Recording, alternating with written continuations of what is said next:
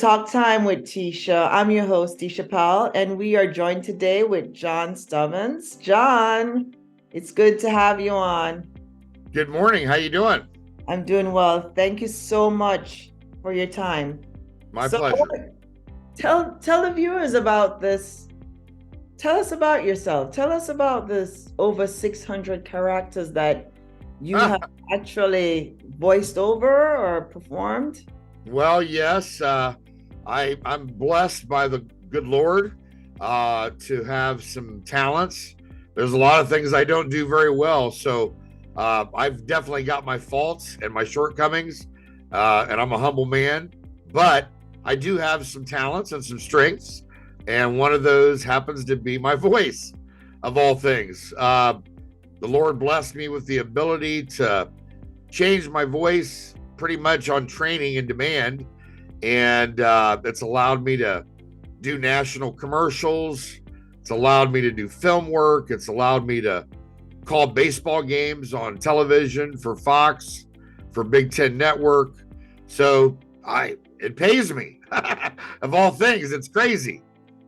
That's cool. So can you tell the viewers like one or two of your voiceovers so we know what we're like?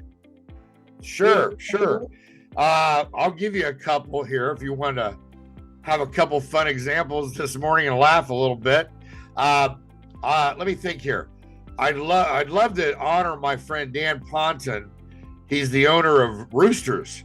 And Roosters, I'll tell you about it for a second. It started out as a one store chain of chicken wings and beer and fun. It's called Roosters, a fun casual joint. And since that one store opened in my neighborhood, it's expanded all over the country. Wow. They got huge, and it's because they literally do have the best wings, if you like chicken wings. So to give you a little history, when they were starting their expansion, they hired a producer to find a guy like me who could become the voice of the mascot of Roosters. And that mascot is BC Rooster. And so I'm going to do BC Rooster for you. Okay. That's my number one voice. This is BC Rooster here. We got 5-cent wings. Y'all better get down here this Thursday night. They go on 50 cents a piece. If you miss them, it's on you. A chartreuse cut of lamb in the shape of a hen's leg ain't exactly what we do. Wow, John, talk about talent. Well, it's crazy. I can go from that to, if you got any Superman fans out there, when Christopher Reeve played Superman, he faced General Zod. Okay, that's a villain in a comic book, right? Yes. So I'll do General Zod for you. You will bow down before me, Jor-El. I swear it. If it takes an eternity, you will bow down before me, General Zod. John, I'm just like lost for words. You're truly gifted. Talk about uniqueness. Talk about talent. Talk about. I got to give the credit to the Lord. Amen. It has nothing to do with me. It's not something I created. It just came to be. And, it doesn't matter. I've been asked to do everything from, you know what a toucan is, right? It's like a bird. Remember, what's that, Fruit Loops? The cereal? Yes. That's a toucan on the front of the box. Okay. I was asked to do a toucan years ago for a local radio commercial, right?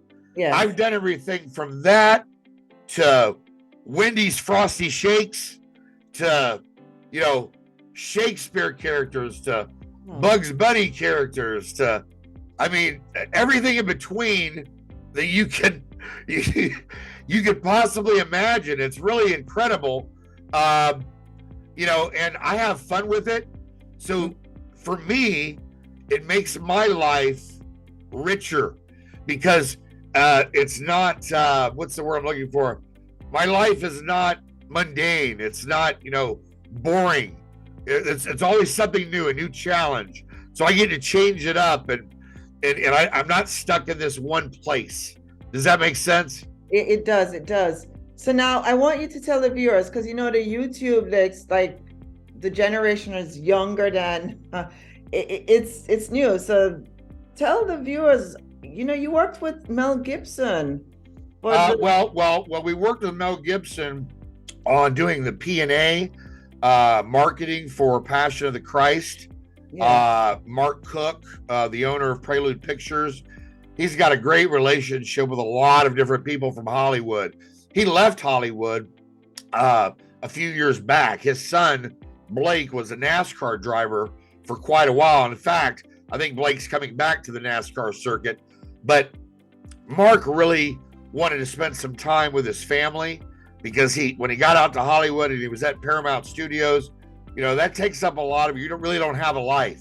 I mean, you're dedicated to your work and the next film, and some big films. I mean, like you know, he Prelude produced Lost in Space. Lost in Space is famous because, number one, it made a lot of money at the box office, $100 million. But on top of that, it was number one, and it actually was the film to knock Titanic out of the number one spot. It was Lost in Space that was the film that did it. Finally. I mean, Titanic was number one for how long? I mean, too long. Yeah, I remember those days. It was just like, can they bring another movie out? When are we gonna they finally did. And it was Lost in Space, our film. So, you know, whether we worked with Mel on Passion with the P&A, or producing Lost in Space, or Black Dog. Black Dog, if you remember Patrick Swayze, you know, God rest his soul in peace in heaven. Patrick was so talented, and you know, when he did Black Dog, it was a movie that really hadn't been done. So, you know, when he got with Meatloaf and Randy Travis, I mean, look, that's a big trucker movie. So for all you truckers out there, and we got lots of truckers, got to have truckers to eat in the United States. So I salute all you truckers. And I've got lots of friends that are truckers. But here's the deal. In that film, it was very dangerous.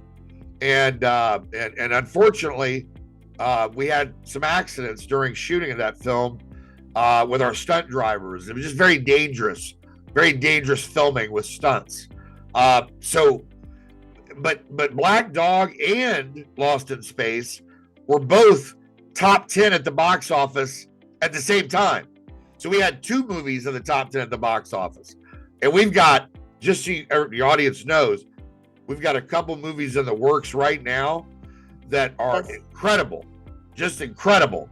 One of them is called Our Father, and it was written by John Candy. Remember John Candy? Yes, I remember the comedian John Candy, yes. Uncle Buck, right? Yes. Yeah, well, John spent some time writing with Mark when he was filming Cool Runnings down in Jamaica. And so they came up with a great story, which I love. Wish I could tell you what it's about, but I can't.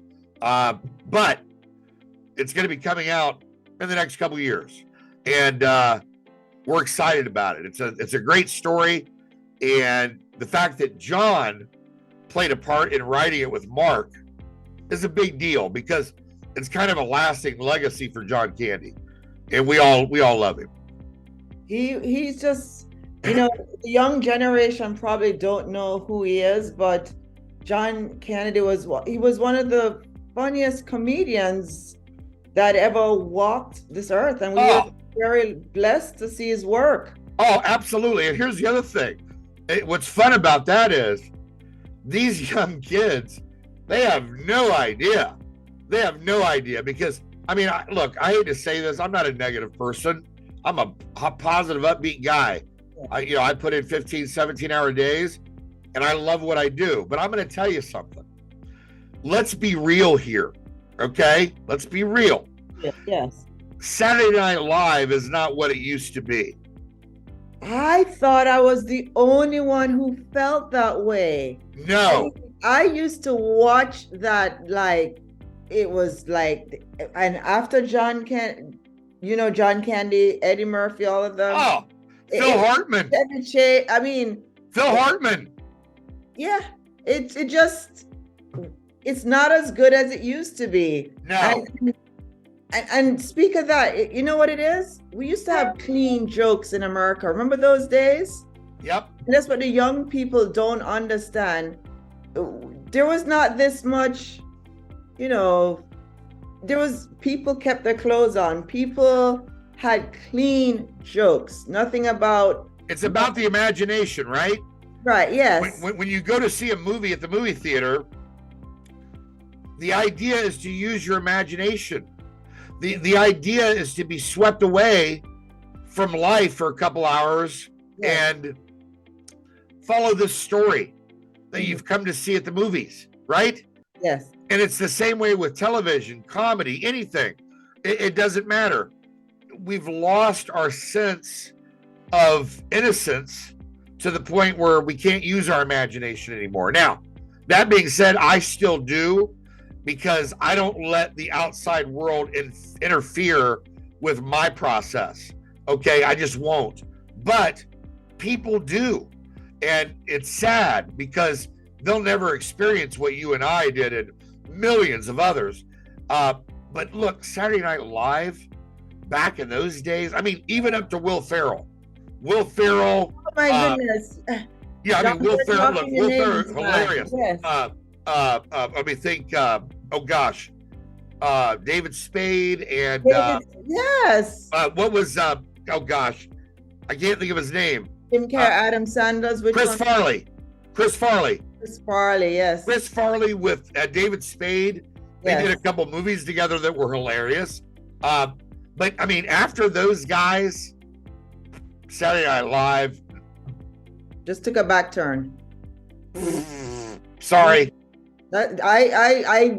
If you know art, you know what it means. It's like you're not getting the best comedy era. You're not getting the best writers anymore. I'll go even further and look. Again, I'm humble. There's a lot of things I am terrible at. Terrible.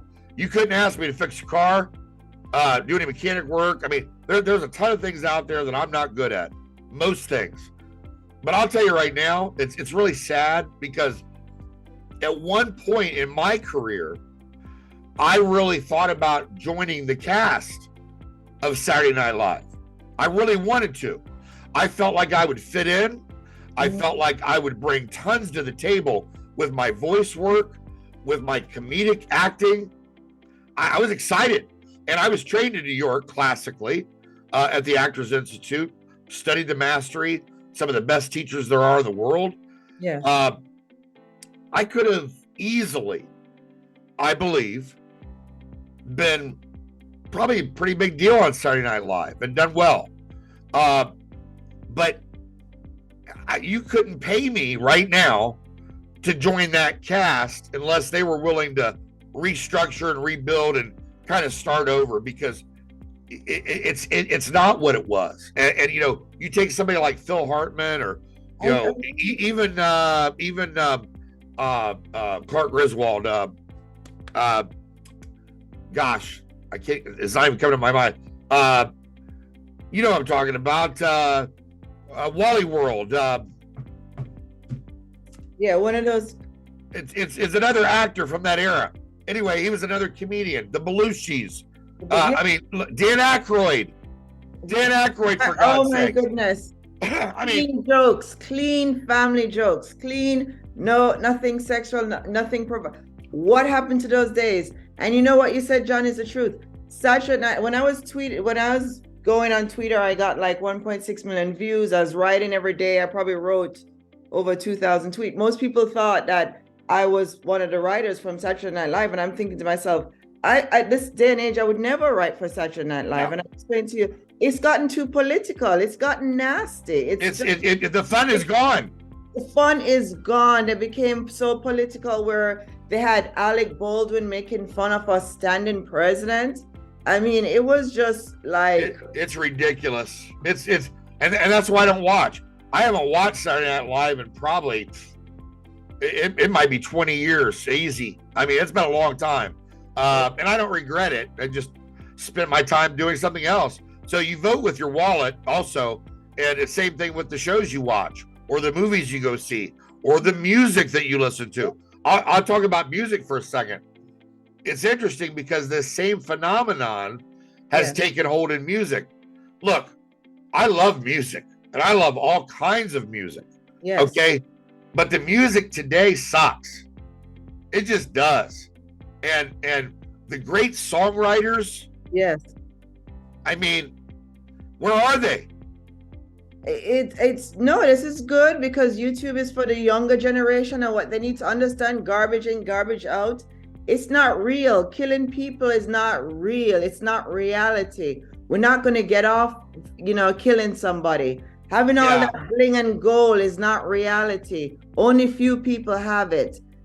Having a family is reality, Yes. Going back to the basic, the 10 commandments, that's the reality. Amen. A lot of young people, I have 9-year-old twins.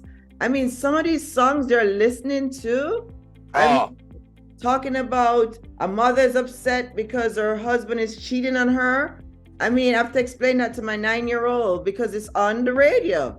It's terrible. And girls are dancing with their underwears on TV, and that's we just got to tell the young people: garbage in, garbage out. Yeah, back to clean jokes, clean songs. I think that this generation missed the day that class was taught. Humbleness. Again, imagination. Just simple words. I think they missed learning on those days because you can do anything. I don't care if you play sports or you build homes or you're a waiter or a bartender. I've done all those things in New York City when I started in acting school just to pay my bills and survive. I delivered pizzas. I've done it all. Okay. But regardless of what you do, whether you're vice president of a company, which I am, or you own another company, which I do, or you're a waiter, you can do whatever you do with class, right? You can be an actor and have class. You can be an athlete and have class. You don't have to be a divider. You don't have to be disruptive. You don't have to be the guy or the girl that you think is cool because you happen to come from the ghetto or because you happen to deal drugs or whatever, murdered someone, for God's sakes. That's not cool. So what are you selling? Death? John, I love what you said. You're in Hollywood. We don't have to sell our souls to be successful on this earth. No. America is very secular. They reward people that work hard. But I love what you said, John. We can have our own values. We don't need to sell ourselves short. We don't need to sing songs about killing and sexual in nature just so we can make a $10 million. Singing a clean song, we can still hit families good, and they will buy the album because that's the thing that young people struggle with. Because even I was discovered young as a model, and I am from a Christian home. I was not able to model in lingerie because my parents wouldn't allow me to do that. So I think that a lot of young people in the artistic era, they're gifted. But like you said, John, we don't need to sell our souls to make that money. We can still have values. We can do. It's hard though. It's a narrow road. Well, let me say so. That's a good point. That's a really good point. It is a narrow road. It is hard. Okay. But if you're going the negative path, that's laziness as far as I'm concerned. So what you're telling me is you're talented, but you're too lazy to write without cussing. Wow. Yeah. Right? Yeah. You're too lazy to sing without, you know, trying to convey women, you know, dancing on the street with nothing on their backs, no clothes. You're too lazy to not include crime or drugs as your message to young people that you are affecting with your message. Truth. Okay. So look, I don't care if I'm acting in a scene or if I'm doing a TV show or an interview, it doesn't matter. You don't have to do it the lazy way. Think. Again, I go back to imagination. Again, it affects so many things. This is just another one of those things. And if you just take the time to think and not take the easy way out, you can be so creative. And what can come out of that brain and out of that heart can be so beautiful if you just let it be. Instead of saying, oh, this is too easy to say this cuss word. Oh, yeah, I'm going to write this down because this is going to get an applause. If I say this line, oh, everybody wants to hear pimp. Let me write that down. No. Wrong. That's true, John. That's true. There's a way. You don't need to sell your soul. So, John, we're running out of time. So tell the viewers about your latest projects. First of all, like I said, I've always got to give credit to the Lord. This is our men's ministry. This is the first hour for men. Okay. And we are using this 30-day challenge. We give this book away. You can go to thefirsthour.com and get a free copy sent right to your door. This is really a workbook. It's not a reading book. It's a checklist each day. If you read this in 30 days, which is the challenge, you will read the entire New Testament front to back in those 30 days. And we highly encourage all of your listeners to get their free copy. We're trying to bring the nuclear family together because we're separated and divided right now, and men aren't in the home. It's terrible. Black, white, Hispanic, across all demographics. It's worse than the Black community. In the Black community, it's 8 out of 10 homes don't have a father, which is catastrophe. White community, it's almost 50%. Same with the Hispanic community. Back in the 70s, those numbers were under 3% across all demographics. Oh, gosh. So you see the damage. America? So, what's that? In the United States, it was... Yes. So what changed so much? I mean, I thought it's because the mom and dad working now, people busy with careers and I think welfare and food stamps and things like that were, first of all, abused. They were meant to be given as a hand up, not a handout, right? That's been abused. We've got people on food stamps and welfare that are dealing drugs during the day and killing people. So I don't see how that family deserves taxpayer money. That's number one. Number two, you have people that don't want to work. They just want to live off the system, whether it's unemployment or the pandemic didn't help, right? But we've been getting worse anyway before the pandemic. Again, back in the 70s, white community, Hispanic community, Black community, all under 3% fatherless homes. Now I gave you the numbers. It's off the charts. So we use this men's ministry to bring the man back into the home to make that family strong again. Okay. And we believe that if you can heal the man, you can heal the family. And if you can do that, you can heal a nation. Wow. So that's incredible, John. So that's our men's ministry, thefirsthour.com. Get your free copy. Now, as far as my projects, obviously I've got my show, Indivisible with John Stubbins. It airs every single Tuesday night, 10 p.m. Eastern. You can get all the show information at johnstubbins.com. Now, I'm producing a documentary as well. We're going to be shooting that this summer. It's called American Anarchy. And on the Prelude Pictures side, which is separate from my show, we've got 2 feature films. One of them is Our Father, the John Candy story I told you about. Yes. The other one is Double or Nothing, and that's an incredible story as well. Maybe I'll tell you about that when I come on next time.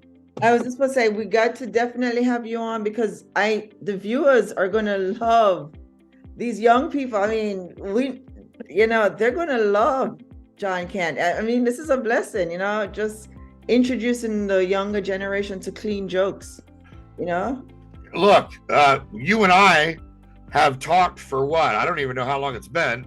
Yeah. And have we said one cuss word? No, and this it was entertaining and fun. That's my case, Your Honor. Yes, John is so good. My producers tell me that we're out of time. It is so good to have you on, and we're looking forward to having you on again. So thank you so much for your time. God bless you. Thank you. You've been watching The Talk. We'll see you soon.